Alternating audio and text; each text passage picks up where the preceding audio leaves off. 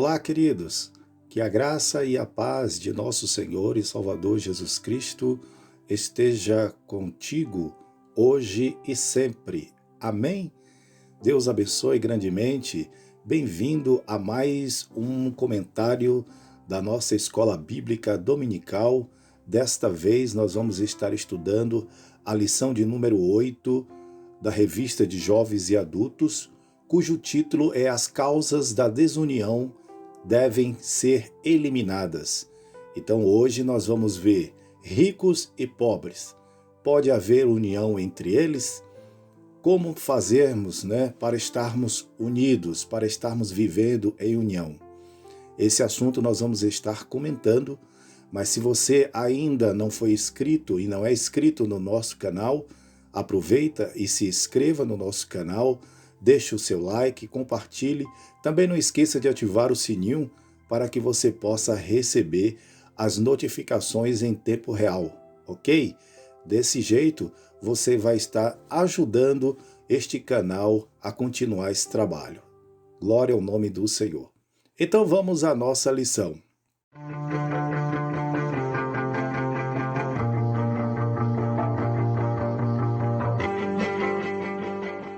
Na lição de número 7, nós comentamos que havia ali um interesse da parte dos samaritanos, de um grupo de samaritanos, e algumas pessoas que não tinham uma linhagem pura sacerdotal, de querer ajudar na construção do templo de Zorobabel.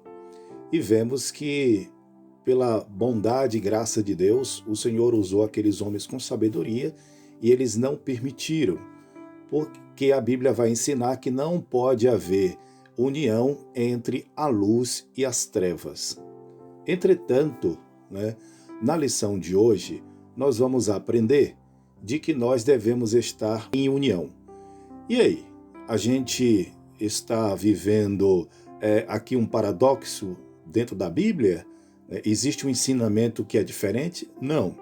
Você vai observar que a Bíblia não está fazendo distinção de pessoas, a Bíblia não está excluindo as pessoas, ou simplesmente ela está mostrando aqui duas situações. Uma em que não pode haver mistura, e outra é que dentro da nossa comunidade cristã, dentro da nossa comunidade que professa o nome do Senhor, nosso Deus, tem que existir uma verdadeira comunhão.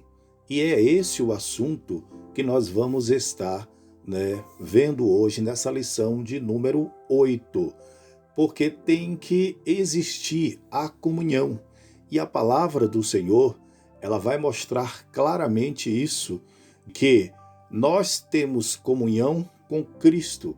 A Bíblia diz que Cristo é a cabeça, e nós somos o corpo que estamos ligados no Senhor Jesus Cristo. E a comunhão, essa comunhão, a palavra do Senhor, ela vai nos ensinar, Ó quão bom e quão suave é que os irmãos vivam em união. Isso está lá no Salmo de número 133. Ó quão bom e quão suave é que os irmãos vivam em união. É como óleo precioso que desce sobre a cabeça e que desce sobre a barba de Arão. Então, a palavra de Deus está nos ensinando claramente de que nós devemos viver uma vida unida. E a Bíblia também vai ensinar que através da união, o reino de Deus cresce aqui na terra. Se a igreja estiver desunida, ela será uma facção, ou seja, ela estará dividida em vários fragmentos, e esses fragmentos é que impedem o agir de Deus porque está fora da comunhão. Então a igreja ela não pode estar fragmentada, a igreja ela tem que estar unida. E a Bíblia vai mostrar uma passagem linda da igreja primitiva lá em Atos dos Apóstolos, no capítulo de número 2, e eu gostaria de ler para vocês aqui, tá, queridos? Vamos ver o que a palavra do Senhor nos fala sobre isso. Está em Atos capítulo 2, versículo 42 até o versículo 47. Diz assim: E perseveravam na doutrina dos apóstolos e na comunhão e no partir do pão e nas orações. E em toda a alma havia temor, e muitas maravilhas e sinais se faziam pelos apóstolos. E todos os que criam estavam juntos e tinham tudo em comum. E vendiam suas propriedades e bens e repartiam com todos, segundo cada um havia de mister. E perseverando unânimes todos os dias no templo, e partindo o pão em casa, comiam juntos com alegria e singeleza de coração, louvando a Deus e caindo na graça de todo o povo, e todos os dias acrescentava o Senhor à igreja aqueles que se haviam de salvar. Então, percebam que o crescimento da igreja estava na união. A igreja primitiva, ela estava alicerçada, na doutrina dos apóstolos, na união perfeita com Jesus Cristo.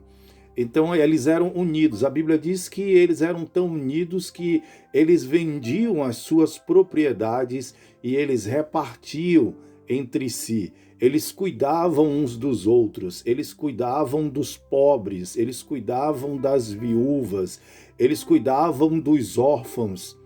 E aí a pergunta é: será que existe isso ainda hoje, nos tempos de hoje? Existe esta união? Se não existe, nós precisamos ir em busca dela.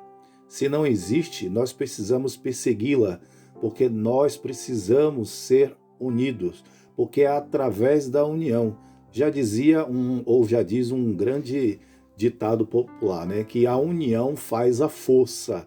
Então, o crescimento da igreja se dava assim. A Bíblia diz que todos os dias Deus acrescentava aqueles que haviam de se salvar. Ou seja, a igreja ela ia crescendo continuamente por causa da união. Então a gente vai observar que se a igreja estiver desunida, se o povo estiver desunido, não há crescimento, Se estivermos desunidos, impediremos a bênção de Deus sobre as nossas vidas, sobre o crescimento da igreja. Vamos então à nossa lição. Lição 8. As causas da desunião devem ser eliminadas. Texto áureo. Ó quão bom e quão suave é que os irmãos vivam em união. Salmo 133, versículo 1. A união é uma força indispensável para a igreja, é um testemunho diante do mundo e um estímulo para o crescimento da obra de Deus. Na leitura diária, a desunião expulsa as bênçãos da igreja, a desunião impede o crescimento, união, o caminho para a comunhão e o amor, a união engrandece a igreja, a união é uma grande força, o Espírito Santo opera a união perfeita. A leitura bíblica em classe está em Neemias, capítulo 5, versículo 1, versículo 6 até o versículo 12. Diz assim: Foi, porém, grande o clamor do povo e de suas mulheres contra os judeus, seus irmãos. Ouvindo eu, pois, o seu clamor e essas palavras, muito me enfadei, e considerei comigo mesmo no meu coração. Depois pelejei com os nobres e com os magistrados, e disse-lhes: Usura tomais cada um de seu irmão. E ajuntei contra eles um grande ajuntamento. E disse-lhes: Nós resgatamos os judeus, nossos irmãos, que foram vendidos às gentes segundo nossas posses. E vós outra vez venderíeis vossos irmãos, ou vender-se-iam a nós? Então se calaram e não acharam o que responder. Disse mais: Não é bom o que fazeis. Porventura não devíeis andar no temor do nosso Deus, por causa do opróbrio dos gentios, os nossos inimigos? Também eu, meus irmãos e meus moços, a juro lhes temos dado dinheiro e trigo, deixemos este ganho, restitui-lhes hoje, vos peço, as suas terras, as suas vinhas, os seus olivais e as suas casas, como também o centésimo do dinheiro, do trigo, do mosto e do azeite que vós exigis deles. Então disseram, restituí-lo-emos e nada procuraremos deles. Então disseram, restituí-lo-emos e nada procuraremos deles. Faremos assim como dizes. Então chamei os sacerdotes e os fiz jurar que fariam conforme esta palavra. Então, nesta passagem, a gente está observando que houve ali um conflito. Acredito que um conflito de interesse da parte dos ricos, porque o povo não suportou mais e eles começaram a falar. Talvez esse problema não começou ali, né? Mas já vinha se estendendo, já quem sabe por quanto tempo, por quanto período. Mas o certo é que ali os pobres vão reclamar, eles vão fazer um grande clamor, né? E as mulheres também vão falar a respeito dessa situação que estava acontecendo ali. Essa opressão que os ricos estavam jogando, né? Eles estavam usurpando, eles estavam se aproveitando, né? Para ficarem mais ricos, enquanto que o povo estava vivendo miseravelmente, ao ponto de alguns filhos se tornarem até escravos dessas pessoas para que eles pudessem comprar alimentos para sobreviverem. Quão grande era a opressão que estava ali. Então a Bíblia vai dizer que isso chega, né? Esse clamor vai até Neemias. Neemias ali, ele fica muito chateado, ele fica indignado com aquela situação. Ele chama aqueles nobres, ele chama aqueles ricos ali daquele momento e fala sobre aquela situação, né? E exige deles que eles perdoem as dívidas e que eles não façam mais aquela opressão em cima dos pobres. E eles prometeram, e eles juraram ali diante dos sacerdotes, eles juraram que não iriam mais fazer isso, né? Eles juraram que iria perdoar, inclusive que ia restituir algumas coisas que eles haviam tomado deles, e daí a paz retornou sobre aquele lugar, e assim eles puderam continuar a construção, né, dos muros. Agora imagine que tudo aquilo poderia, né, ser um grande impedimento para que aquela obra fosse concluída. A falta de união. E é isso que o comentário desta lição vai estar nos trazendo como abordagem para o nosso entendimento na aula de hoje. Então nós temos aqui os objetivos, né, que é o objetivo geral, que é destacar que a união ela é indispensável para o crescimento e sustentabilidade da obra de Deus, e os objetivos específicos, que é explicar que a união caracteriza no período pós-exílio, né, ela serve de referência para a igreja, expor que a injustiça social que ameaçava a união dos judeus nos tempos de Neemias e mostrar as medidas adotadas por Neemias para manter o povo unido em um só propósito. Então, esses são os objetivos específicos desta lição de hoje. O comentário. A introdução. Veremos nesta lição um conflito que surgiu entre diferentes classes sociais e como o problema foi solucionado. A união caracterizava os judeus libertos do cativeiro. Qual era a base desta união? Todos eram do mesmo povo e confessavam a sua fé num único Deus verdadeiro. O altar havia sido renovado, o templo levantado e o culto a Deus restaurado conforme os ritos da lei. Todos haviam experimentado o despertamento que se havia iniciado pelo rei Ciro. Todos haviam cooperado ativamente para a restauração da cidade de Jerusalém. Então, aqui você está vendo que o povo estava unânime, o povo estava em um grande avivamento. E de repente a gente vai ver que começa a surgir, né, esse fragmento, começa a surgir essa desunião por conta de uma opressão, por conta de um conflito de interesses, né, que existia ali com aqueles mais ricos. Esta união entre os judeus simboliza a união que deve haver na Igreja de Deus. Gálatas capítulo 6 e versículo 16. Também na Igreja há muitas coisas unificantes. Todos experimentaram o novo nascimento. Todos que nasceram de novo amam aos que são nascidos por Ele, Jesus. Todos na Igreja são aproximados uns dos outros porque Cristo derrubou o muro da separação que havia entre gentios e judeus, tornando-os uma verdadeira família de Deus. Efésios capítulo 2, versículo 12 até o versículo 19.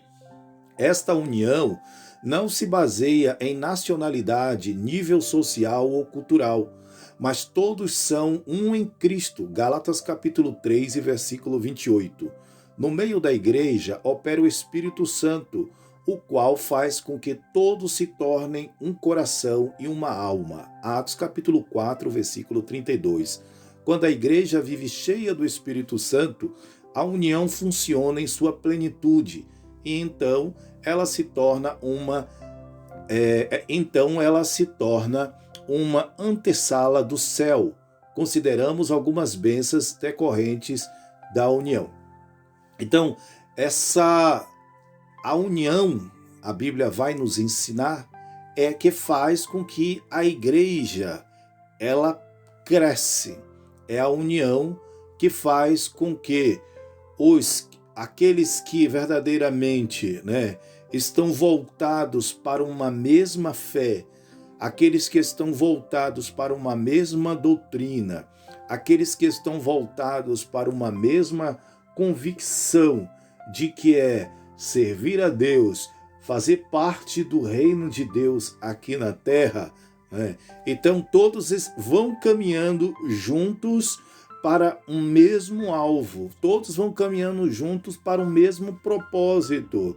Nós não podemos entender quando um está caminhando para um lado e quando o outro está caminhando para outro lado. É preciso que haja a união.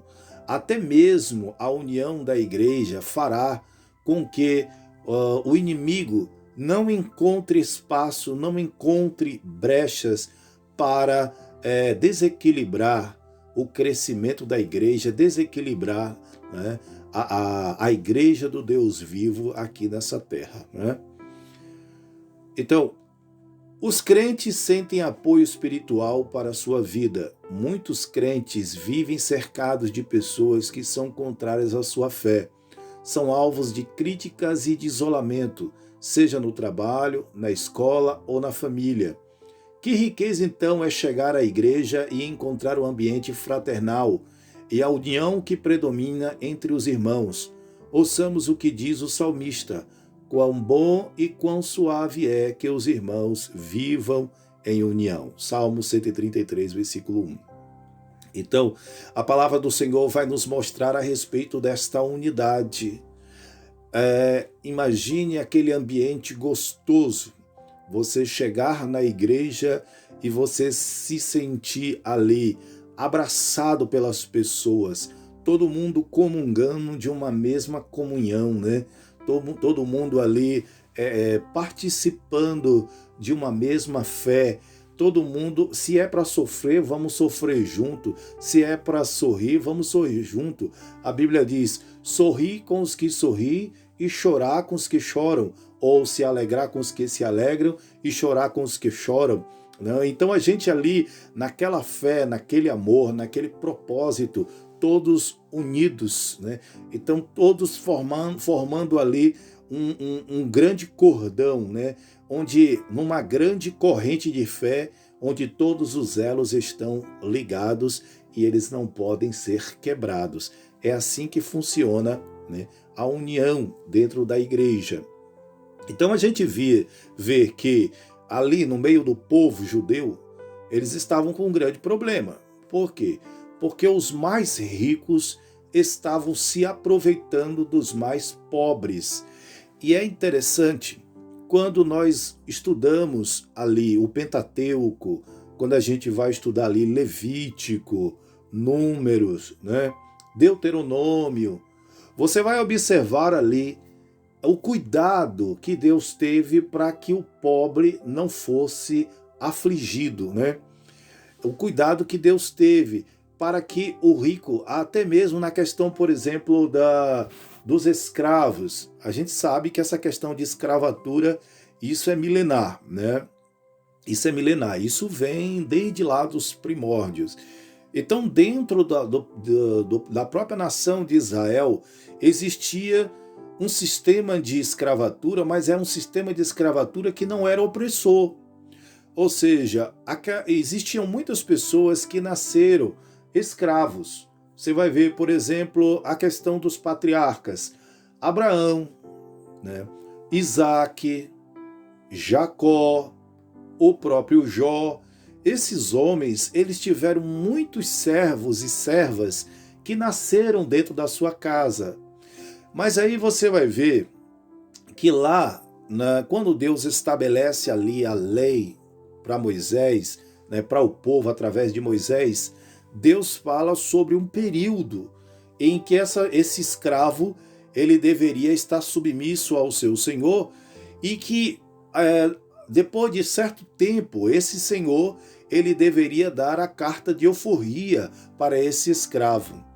Aí você vai ver aquela questão do escravo, né, que tinha a orelha furada, que colocava uma argola e ali mostrava que era uma decisão própria daquele escravo dizer, não, eu gosto de de trabalhar para o meu senhor, eu gosto de servir ao meu senhor e eu quero ser escravo até o último dia da minha vida aqui com ele. Então, muitos escravos gostavam, amavam os seus senhores, né? Viviam uma vida respeitosa, porque eles trabalhavam, mas tinha tudo que lhe era de direito e até mais ainda os seus senhores davam para eles. Então, por que, né, deixar aquilo e viver uma vida de aventura? Então, eles preferiam estar ali, era uma segurança para eles. Então veja que até a própria Bíblia ela vai ter esse cuidado para que não houvesse, em hipótese alguma, a opressão do rico no pobre, né? E a gente vai ver isso também em outras partes da Bíblia, a gente vai ver isso no Novo Testamento, Tiago vai falar muito sobre essa questão, né? Então é algo que realmente era um cuidado da parte de Deus, né? Para que o pobre não fosse menosprezado, para que ele não sofresse na mão dos ricos. Na igreja, levamos as cargas uns dos outros. Existem cargas que cada um tem de levar sozinho, mas existe também cargas em que podemos ajudar uns aos outros. Que bênção na hora de aperto, saber que a igreja pode ajudar em oração.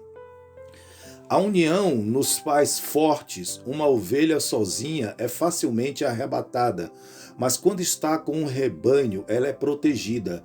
Uma pedra sozinha pode ser levada ou jogada, porém, quando estiver edificada dentro do muro, é mais difícil tirá-la. 1 de Pedro, capítulo 2, versículo 4 e 5. Então, é essa união, né? Esse ligamento feito, né, entre as partes é que faz com que ela seja mais forte. Tudo que está fragmentado acaba se tornando frágil, né? Então é preciso que haja uma união para que haja uma só peça, né? Que seja algo realmente sólido, firme. E é assim que a igreja tem que ser. Uma igreja que vive em união tem um testemunho maravilhoso. Jesus disse que através dessa união o mundo conheceria que ele foi enviado por Deus. Pela união, o mundo conhecerá também os verdadeiros discípulos de Jesus. Então veja, queridos, como é feio, né, a gente ouvir esses escândalos que surgem, às vezes, no meio da irmandade. É complicado isso, a gente vê membros da igreja colocando a igreja na justiça, né? Em busca dos seus direitos. A gente vai ver que existem momentos que parece que o homem esqueceu de onde nós somos. O crente, ele não pode esquecer de que nós pertencemos ao reino de Deus. Eu sei que muitas pessoas não vão concordar com aquilo que eu estou dizendo aqui, mas dentro de um próprio embasamento bíblico está escrito, né? Se eu não me engano, Paulo escreve aos Coríntios, né, que um irmão não deve levar outro perante o tribunal, mas que tudo deve ser resolvido entre irmãos, né? Tem até um ditado popular que diz que roupa suja se lava em casa. Então, os problemas da igreja se resolvem na igreja. Os problemas da irmandade se resolvem entre irmãos. É feio, é horrível pegar os problemas da igreja, as causas, né, que devem ser tratadas entre nós e levar isso para tribunais, né? Levar isso para a parte externa da igreja. Isso causa escândalo. Por quê? Porque a igreja, ela é a luz. A Bíblia diz que nós somos o sal da terra e a luz do mundo. Jesus falou isso. Então, se nós somos a luz, nós somos o exemplo. Que tipo de exemplo nós estamos dando? Me desculpe quem faz esse tipo de coisa, mas aí existe um interesse próprio ao ponto de levar a igreja. A Bíblia diz que convém que haja escândalo, mas ai daquele por quem vier escândalo. Mesmo que você entenda que você está sendo justo, ou que você foi injustiçado, mas apresente a sua causa na mão do Senhor, ou leve isso para as diretrizes da igreja, né? Leve até certo grau e para que seja resolvido, coloca em oração, porque muitas coisas nós precisamos orar. A Bíblia diz que nós devemos orar sem cessar. E não pegarmos e levarmos as coisas da igreja, os problemas da igreja para a parte de fora da igreja, né? Isso é tão feio. E aí, queridos, a gente vai observar que existem muitas instituições que não são cristãos, que não são evangélicos, e eles resolvem qualquer tipo de problema entre eles. Eles não deixam sair nada para a parte externa. Aí o que a gente vai ver? O que a Bíblia está nos ensinando, que os filhos das trevas são mais prudentes do que os filhos da luz. É triste isso, mas é bíblico. Os filhos das trevas são mais prudentes do que os filhos da luz. Que Deus nos ajude, irmãos, para que nós possamos fazer aquilo que é correto. Esta união é uma verdadeira força. Foi por causa da união que os judeus, numericamente inferiores aos seus inimigos, conseguiram construir o templo e também os muros da cidade. Esta união é também o segredo da vitória da igreja. O santo óleo desce da cabeça do sumo sacerdote Jesus Cristo e os crentes vivem em união. Salmo 133, 1 e 2. Jesus disse: eu dei-lhes a glória que a mim me deste, para que sejam um. João 17, 22. Sejamos, pois, um, assim como o Pai e o Filho e o Espírito Santo são um. 1 João 5, 7. O autor de Eclesiastes já dizia: o cordão de 3 dobras não se quebrarão depressa. Eclesiastes capítulo 4 e versículo 12. O autor de Eclesiastes já dizia: O cordão de 3 dobras não se quebra tão depressa. Eclesiastes capítulo 4, versículo 12. Então, amados, a gente está vendo aqui, né, que a união, né, é que verdadeiramente faz a força. Então, o Senhor vai mostrar que existe essa unidade até mesmo no mundo espiritual, Pai, Filho e Espírito Santo. 3 pessoas distintas e um só Deus verdadeiro. E a Bíblia diz que eles concordam num. Ou seja, existe concordância entre os 3. Um faz uma coisa e os outros 2 concordam plenamente. Então, é uma coisa maravilhosa. E nós, como filhos de Deus, nós também devemos seguir esse mesmo, né, essa mesma linha. Aí a Bíblia vai dizer que o cordão de 3 dobras, né, não se quebra tão depressa. Então, se nós estivermos verdadeiramente unidos, com certeza será muito difícil para as forças opressoras das trevas que operam nas regiões celestiais. Será muito difícil para eles nos vencer, porque a nossa união também nos liga no nosso Deus. A união entre os judeus estava ameaçada. Qual era a ameaça? Tratava-se de uma grande justiça social. Financeiramente, a vida dos que voltaram da Babilônia era bem difícil. Muitos eram obrigados a tomar dinheiro emprestado, não só para seu sustento, como também para pagar o imposto do governo.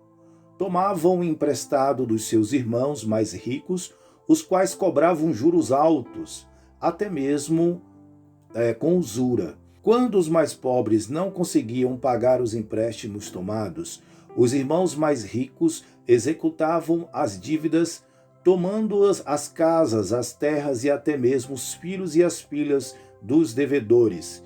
Isto foi causa de grande clamor entre os judeus. Este assunto chegou ao conhecimento de Neemias, o qual ficou muito enfadado. Então, olha só que a palavra enfadado aqui, ela vai trazer uma ênfase de ira, né? Ela vai trazer uma ênfase de ira. Então, ele fica, na verdade, irado por conta do que estava acontecendo, porque havia ali uma opressão. E, por incrível que pareça, é comum ver muito isso, né? Pessoas que se aproveitam de outros, né, para se enriquecerem. Pessoas que não estão preocupadas se o outro vai passar necessidade, se o outro tem família, né, se ele tem que levar comida para dentro de casa. Infelizmente. Mas sabemos de uma coisa: tudo aquilo que o homem plantar, isso ele ceifará. Se ele não colher aqui nesta vida, mas com certeza lá na vida vindoura ele pagará por isso. Porque esse tipo de injustiça, né, Deus não permite injustiça em hipótese alguma, né? Então a gente vê que ali os mais ricos estavam oprimindo os mais pobres, cobrando impostos, taxas de juros muito caras através dos seus empréstimos. Amados, a gente percebe que essa questão, por exemplo, dos impostos, isso existe desde o começo, né? Nenhum estado, nenhum reino, nenhuma monarquia, ela consegue sobreviver sem o recolhimento de impostos. Para você ter uma ideia, essa questão do imposto, ela é algo assim é algo que é tão discutido que o próprio Senhor Jesus, né, eles tentam pegar Jesus quando os fariseus perguntam para Jesus se era correto dar o imposto a César ou não, né? E eles queriam ali colocar Jesus numa armadilha. Por quê? Porque o povo ficava revoltado por estar pagando esse tributo tão caro para o Império Romano. Por outro lado, o Império Romano não iria abrir mão dos seus impostos, desse tributo, dessa cobrança. Então ali eles vão e colocam Jesus naquela coisa assim: ei, mestre, como é que é? Né? É lícito dar pagar o imposto para César e tal. E aí onde Jesus vai pegar uma moeda e vai dizer, o que é que tem nessa moeda aqui? De quem é esse rosto aqui? Eles, isso aqui é de César. Aí Jesus, glória a Deus, eu fico, sabe, irmãos, eu fico delirando assim na sabedoria que Jesus mostrou, né? Aí Jesus diz assim, então dê a César o que é de César, né? E dê a Deus o que é de Deus. E agora? O que fazer? Como sair de uma dessa, né? Então, o nosso Senhor está nos ensinando claramente, né? Ali que a gente sim tem que pagar sim os impostos. Agora, o que nós temos que tomar cuidado é com essa coisa exagerada, né? Algo que é injusto. Então hoje você vê, por exemplo, o nosso Brasil. O nosso Brasil é um dos países do mundo que tem a maior carga tributária. Os empresários, muitas vezes, eles abrem suas empresas e a estatística diz que um percentual enorme de empresas não consegue se sustentar durante 5 anos. Em 5 anos elas baixam as portas. Por quê? Por causa da carga tributária que é muito alta, né? Eu vejo, por exemplo, na questão, quando você contrata um colaborador, eu digo isso porque eu trabalho numa empresa e eu faço também essa gestão de pessoas e aí a empresa, eu vejo essa margem tão alta, né? Que quando você contrata um colaborador, você tem que calcular ali uma média de 70% a 76%, né? Em cima do salário daquele trabalhador, que você vai ter isso como encargos, os encargos sociais. Então, por isso que é muito complicado para as empresas. Então, a gente vê, tem que existir o imposto? Tem, mas não de forma injusta, não de forma opressora, como a gente vê acontecendo aí no mundo afora. Então, como se explica esta grande justiça? Em primeiro lugar, era uma expressão de falta de amor, dos mais ricos para com os mais pobres. Desta forma, os mais ricos pecavam contra seus irmãos mais pobres, não lhes dando o devido valor. A Bíblia diz que cada um deve considerar os outros superiores a si mesmo, Filipenses 2:3, e que devemos suportar uns aos outros em amor. Por falta de amor, os ricos chegaram a cobrar juros com usura, coisa proibida na lei. O assunto é muito sério, porque a Bíblia diz que quem peca contra o irmão, peca contra Cristo. A atitude dos ricos era uma expressão de dureza contra seus irmãos. Estes queriam ficar ainda mais ricos às custas da miséria de seus irmãos mais pobres. Não lhes importava o choro de seus irmãos. A opressão faz endoidecer até o sábio. Eclesiastes capítulo 7 e versículo 7. Então a injustiça ali era grande e isso demonstrava a falta de amor, né? Isso demonstrava a falta de amor. Claro, como nós havíamos falado antes, existe muitos ricos que tratam bem os seus colaboradores, os seus funcionários, né? Mas existem também aqueles que oprimem. Mas todos vão prestar conta diante de Deus. A Bíblia diz, né, que todos nós vamos prestar conta diante do Senhor por todos os nossos atos, sendo eles bons ou sendo eles maus. Neemias solucionou o problema. Neemias convocou um grande ajuntamento, Neemias 5:8. Reuniu o povo e lembrou a todos que os irmãos mais pobres estavam sendo literalmente escravizados. Confrontou-os com a sua injustiça, perguntando-lhes: vender-se-iam a nós? Então se calaram e não acharam o que responder. Então, naquele momento, Neemias falou assim: olha, nós tivemos com muita dificuldade, foi conseguido, né, resgatar os nossos irmãos de lá da terra dos caldeus, da Babilônia, e agora os nossos irmãos vêm para cá e agora vocês estão oprimindo. Vocês querem vender a nós também? Né? Vocês nos venderiam também? E aí a Bíblia diz que eles não tiveram resposta ali. Por quê? Porque eles estavam errados, completamente errados, sendo injustos. Neemias fez uma proposta conciliadora. Deixemos este ganho, restitui-lhes hoje. Neemias inclui-se na proposta. Ele e seus auxiliares haviam emprestado a juro. Notem bem, a juro, mas não com usura. E Neemias estava disposto a não receber os juros. Neemias capítulo 5 e versículo 10. A proposta de Neemias foi acatada. Restituí-los e nada procuraremos deles. Faremos assim como dizes, Neemias 5,12. Neemias fez com que jurassem diante dos sacerdotes que assim fariam. Um ato simbólico de Neemias confirmou aquele juramento solene. Então, Neemias capítulo 5, versículo 13. Então, naquele momento, Neemias também ali, se propôs a retirar toda espécie de juro, embora os juros dele fossem justos, mas ele disse, olha, eu vou tirar os meus e vocês também vão tirar o de vocês, certo? E daí eles concordaram, todo mundo concordou e foram retirados ali os juros e imagine o alívio, Imagine a carga que foi retirada de cima dos ombros daquele povo mais pobre, daquela população miserável, A paz voltou a reinar entre os judeus.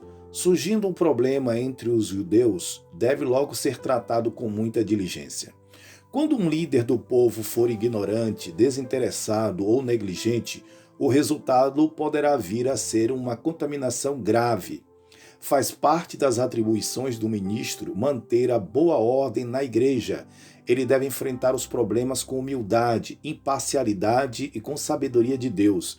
Neemias foi, nesse sentido, um exemplo para os que estão à frente da obra do Senhor. Assim como Deus fez com Neemias, Ele quer fazer com seus servos. Hoje, isto é, Deus quer abençoar seus servos e confirmar as obras das suas mãos. Então, cabe a um ministro na casa do Senhor fazer justiça. A Bíblia diz que quem não tem sabedoria, peça a Deus que Ele dá. Deus dá sabedoria. Deus vai ensinar o que fazer. Salomão foi muito sábio ao pedir ao Senhor sabedoria para governar. E olha que Deus deu sabedoria para ele e Deus deu também riqueza. Deus deu mais do que o que ele precisava. Tudo porque ele pediu sabedoria. E é isso que nós precisamos fazer. Nós precisamos pedir sabedoria para podermos estar conduzindo bem, na casa do Senhor, para que o reino de Deus possa estar indo, bem aqui na terra para a glória de Deus. Problemas relacionais devem ser tratados carinhosamente. Bem-aventurados pacificadores, Mateus capítulo 5, versículo 9. A desunião representa uma obra da carne. Estas coisas entristecem o Espírito Santo. A desunião destrói a comunhão e o amor entre os irmãos, coisa tão preciosa na igreja. Andai em amor, como também Cristo vos amou. Quem ama a Deus, ame também a seu irmão. Jesus orou para que todos sejam um, como tu, ó Pai, o és em mim e eu em ti. Finalmente, devemos cultivar nosso testemunho diante do mundo. A união entre os crentes é o selo da estabilidade espiritual e da paz na igreja.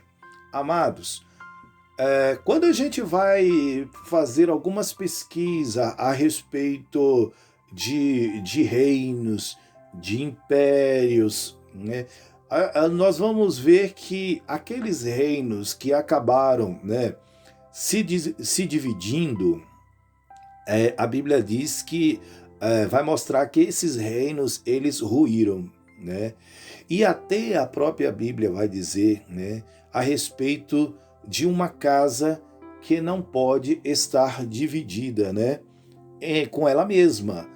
Então, esta casa, ela precisa ser unida. A desunião dentro de uma casa, a desunião dentro de uma família, entristece a Deus e desequilibra todas as partes e dá brecha, dá margem para que Satanás venha e opere com grande poder de queda sobre aquela casa.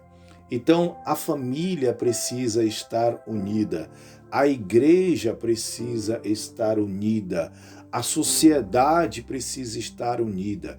Imagine se toda a sociedade estivesse unida para o bem. Todos os poderes, poder executivo, poder legislativo, o poder judiciário, né? Os poderes eclesiásticos, todos em um só propósito, todos, né, ali na mesma convicção. A Bíblia vai falar de uma só fé, um só amor, um só batismo, um só Espírito, né? Então a Bíblia vai falar muito sobre essa questão da unidade. A desunião, ela fragmenta de tal forma que faz com que as estruturas sejam abaladas e que aquilo vai ruir, vai vir a ruína, vai vir a queda, vai ser inevitável a queda. Vocês já viram como é uma família desunida? Vocês já viram, né? Eu já ouvi testemunhos assim horríveis, tristes mesmo, de famílias desunidas. Louvo a Deus pela minha família, que graças a Deus sempre foi muito unida. Mas eu ouço falar muito sobre famílias desunidas, né? O quanto que isso é triste, né, queridos? O quanto que isso traz, assim, tristeza para casa e também até mesmo na questão da igreja. Imagine vocês, aqui a igreja ela é formada de famílias. E se essas famílias elas estão estruturadas em Deus, elas estão unidas, então a igreja também vai crescendo unida. Mas se essas famílias que estão dentro da igreja são desunidas, coisa horrível, né? Uma vez, eu fui assumir uma igreja e o meu antecessor, ele disse o seguinte para mim. Ele disse, irmão Teodomiro, lá naquele lugar existe uma divisão, porque ali existe duas famílias que são desunidas, então existe dois cultos, né? Quando uma família está presente, a outra não está. E assim, vice-versa. E eu fui assumir aquela igreja. E pela bondade de Deus, Deus nos deu sabedoria. Ali nós construímos, né? Pegamos, fizemos um trabalho ali, porque a igreja ela estava em construção. Eu não consegui ver durante todo o tempo que eu fiquei ali naquela igreja, eu não consegui identificar essas famílias. Deus nos abençoou de forma maravilhosa, né? Até me falaram quem eram as famílias, mas eu não consegui perceber isso, porque eu vi todos juntos, todos os cultos, nos cultos de doutrinas, de ensinamento, eles estavam lá. E eu glorifiquei a Deus.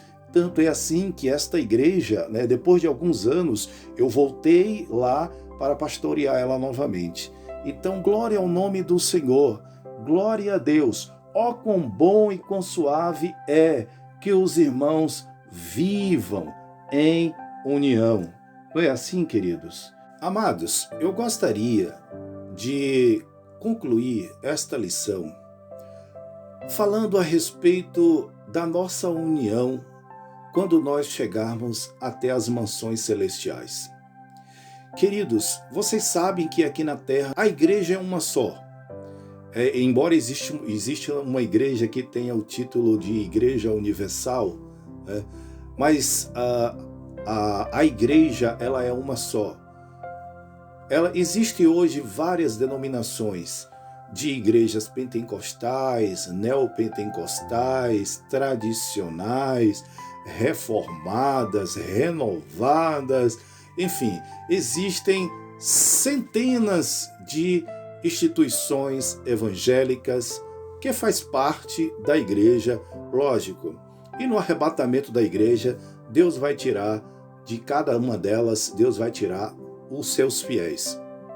Mas eu gostaria de aproveitar esta lição nos dá uma brecha para falar sobre algo que eu venho comentando já há muito tempo, há alguns anos. e que eu tenho visto isso, a falta de união entre nós.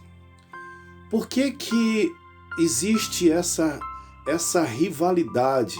Me perdoem se eu estiver sendo equivocado no meu comentário, né? Eu gostaria que esse comentário não fosse um comentário infeliz, mas é o que eu tenho visto muitas instituições que brigam os seus líderes. Essa briga muitas vezes não é nem muito das ovelhas, dos seus membros, mas é mais das partes de liderança. Uma igreja que não permite que o seu membro visite a outra igreja.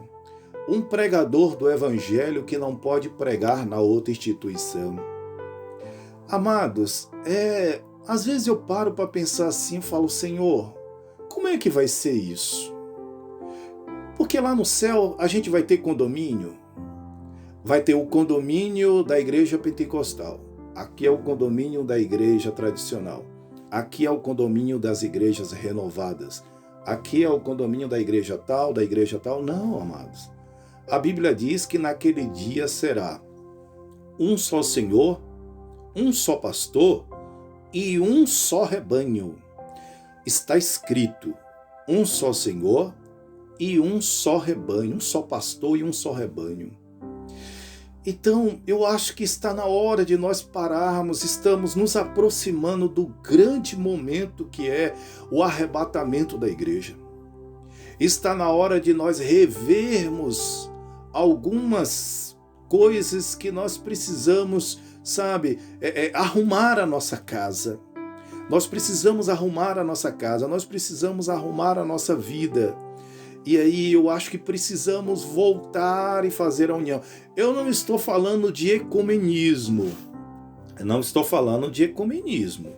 Mas eu estou falando de uma verdadeira união, onde demonstramos amor, onde demonstramos fidelidade, onde demonstramos todos que somos filhos do Rei Eterno, do nosso Senhor, que um dia entregou seu Filho amado por amor de nós, ainda que nós não tivéssemos nenhum tipo de merecimento, mas entregou seu Filho para ser morto, para ser crucificado pelos homens, para que nós tivéssemos o direito de vida eterna.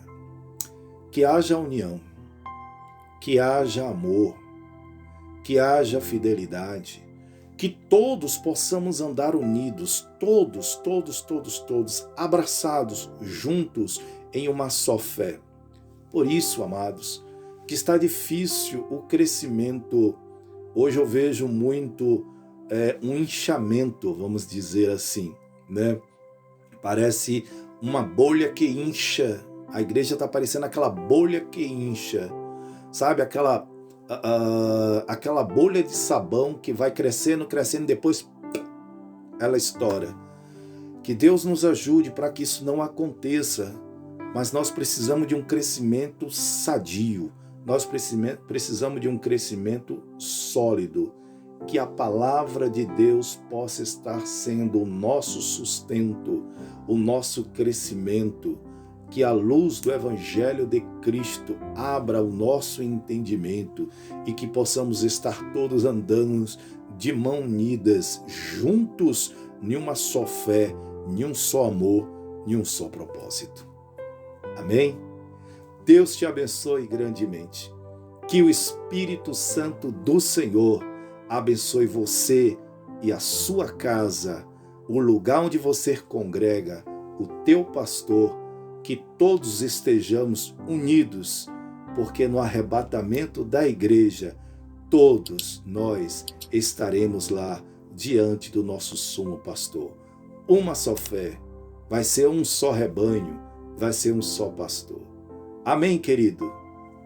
Deus te abençoe grandemente e se Jesus não voltar, até a próxima lição.